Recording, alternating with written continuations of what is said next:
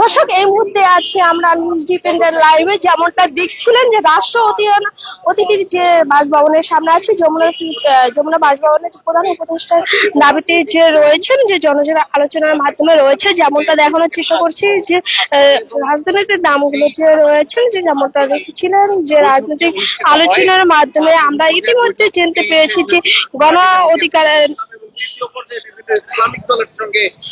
সব ডক্টর ইউনূসের সাথে বাম ও রাজনৈতিক দলগুলো আলোচনার অনুষ্ঠান চলমান রয়েছে। চলমানের মধ্যে জানতে পেরেছি যে গণ অধিকার পরিষদের সভাপতি সাবেক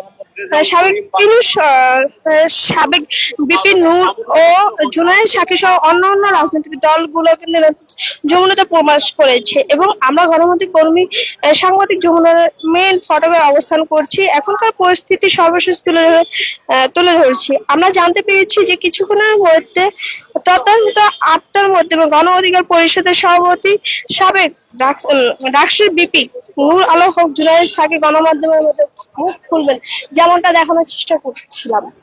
এর মধ্যে দেখতে পেয়েছেন যে এই মধ্যে গণ অধিকার পরিষদের কিন্তু একজন নেতৃবৃন্দ বেরিয়ে আলোচনার মধ্যে বসেছেন, যে এর মধ্যে যে দেখেছেন, যেমনটা দেখছিলেন। সর্বশেষ পরিস্থিতির সাথে থাকার জন্য আমাদের সাথে থাকুন। আমি নুসা জাহান লাভলি, নিউজ ডিপেন্ড।